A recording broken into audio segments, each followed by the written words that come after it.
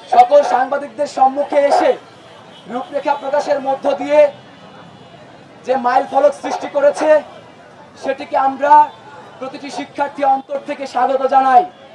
প্রথম প্রস্তাবিত সেন্ট্রাল ইউনিভার্সিটির কার্যক্রম সরকারের নির্দেশনায় বিশ্ববিদ্যালয় মঞ্জুরি কমিশন অনেক দিকে এগিয়ে নিয়েছে। এজন্য বিশ্ববিদ্যালয় মঞ্জুরি কমিশনকে আমরা অনেক বেশি ধন্যবাদ জানাই। আপনারা জানেন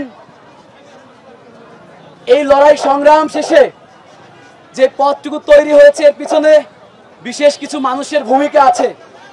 সরকারের মধ্য থেকে পরিকল্পনা উপদেষ্টা ডক্টর ওয়াহিদুদ্দিন মাহমুদ স্যারের প্রতি লক্ষ লক্ষ শিক্ষার্থীদের অন্তর থেকে কৃতজ্ঞতা জানাই। আমরা ধন্যবাদ জানাচ্ছি শিক্ষা উপদেষ্টা সিআর আবরার স্যারের প্রতি, UGC chairman doctor S M A. Fayaz sir সহ ইউজিসি সদস্য ডক্টর তানজিমউদ্দিন খান স্যারের প্রতি অন্তর থেকে কৃতজ্ঞতা জানাই।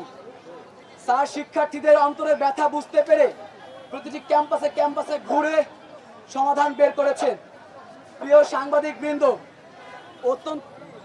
অত্যন্ত দুঃখের বিষয়, আমরা সকল কিছুর দৃশ্যমান পদক্ষেপ দেখতে পেলেও চূড়ান্ত সমাধান পাইনি, যার ফলশ্রুতিতে আপনারা জানেন সোমবার বিশ্ববিদ্যালয় মঞ্জুরি কমিশন এবং শিক্ষা মন্ত্রণালয়ের প্রেস ব্রিফিংয়ে নতুন বিশ্ববিদ্যালয়ের অধ্যাদেশ, সনদ এবং লোগোর মতো গুরুত্বপূর্ণ বিষয়গুলো অপ্রকাশিত রয়ে গেছে।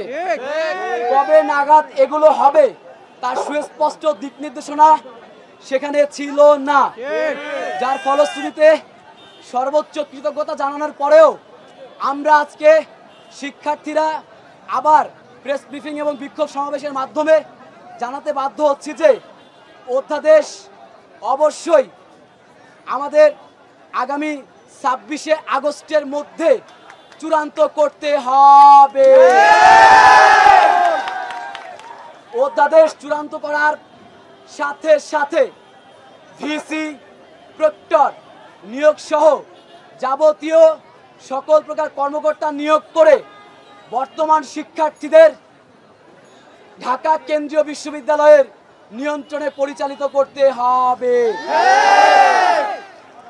বর্তমান শিক্ষার্থীরা ঢাকা বিশ্ববিদ্যালয়ের যে বৈষম্য, শোষণ এবং নির্যাতনের মধ্যে পড়েছে সেখান থেকে অবশ্যই মুক্তির জন্য শিক্ষার্থীদেরকে নতুন বিশ্ববিদ্যালয়ের কার্যক্রমে অন্তর্ভুক্ত করতে হবে। এই তিনটি মূল দাবি অর্থাৎ 26 সেপ্টেম্বরের মধ্যে অধ্যাদেশ জারির পর ভিসি, প্রক্টর নিয়োগ এবং বর্তমান আগস্টের মধ্যে অধ্যাদেশ এবং শিক্ষার্থীদের সেখানে অন্তর্ভুক্তকরণ। আপনারা জেনে খুশি হবেন, ইতিমধ্যে শিক্ষা উপদেষ্টা মহোদয় আমাদের সাথে যোগাযোগ করেছেন। তার সাথে আমরা প্রতিনিধি টিম নিয়ে দেখা করব এবং তিনি আমরা যেই আজকে দাবি জানিয়েছি সেটার বাস্তবায়নের জন্য পুরো চূড়ান্ত পদক্ষেপ নেবেন বলেই আমরা বিশ্বাস করছি। সর্বশেষ যে ধাপটি আছে, আমরা বলতে চাই অধ্যাদেশ কার্যক্রম সুনিপুণভাবে পরিচালনার জন্য অবশ্যই একটি ডেডিকেটেড টিম আজকের পর থেকেই নির্ধারণ করতে হবে। সর্বশেষ যে কোনো পদক্ষেপের জন্য 7 কলেজ শিক্ষার্থীরা যদি অধ্যাদেশ নিয়ে কোনো প্রকারের তৃতীয় পক্ষ তালবাহানা করতে চায়, শিক্ষার্থীরা আবার রাজপথে নেমে আসবে। এতটুকু বলেই আজকের মতো শেষ করছি এবং সর্বশেষ ডেডলাইন 26শে আগস্ট। ধন্যবাদ সবাইকে।